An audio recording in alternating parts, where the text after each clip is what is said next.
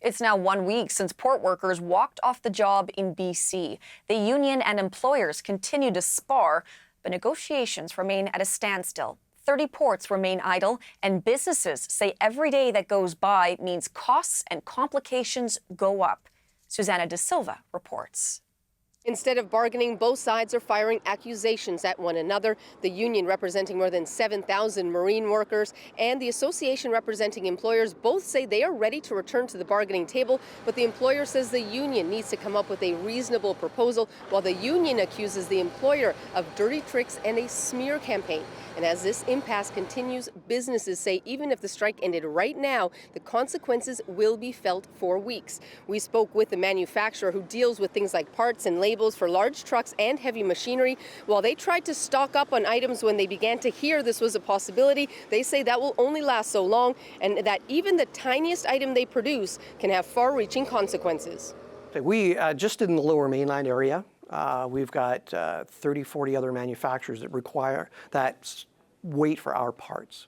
And in Canada, the US, Mexico, we have a heavy presence in automotive manufacturing. A lot of our stuff is safety related, so of course they can't move ahead without that. They say for them, they're often sharing containers, so even if they think it makes sense to divert a container to the United States, even if it's more expensive, every company that has a product in the container has to agree. And they say some of the extra costs they have to absorb themselves, others will get passed down. We also spoke to a logistics company that has many consumer goods arriving every day, and items like plastics and lumber and paper that are leaving. The half of the warehouse for imports is almost empty, while they are just filling containers with export goods and stacking them in the yard, trying to make space. They worry about the impact on Vancouver's port's reputation. I think it's certainly a concern. The Port of Vancouver has not had a very good 2 or 3 years in terms of avoiding disruptions. You know, we've had the floods and the fires, and as well as the general supply chain congestion as a result of being a North American West Coast port.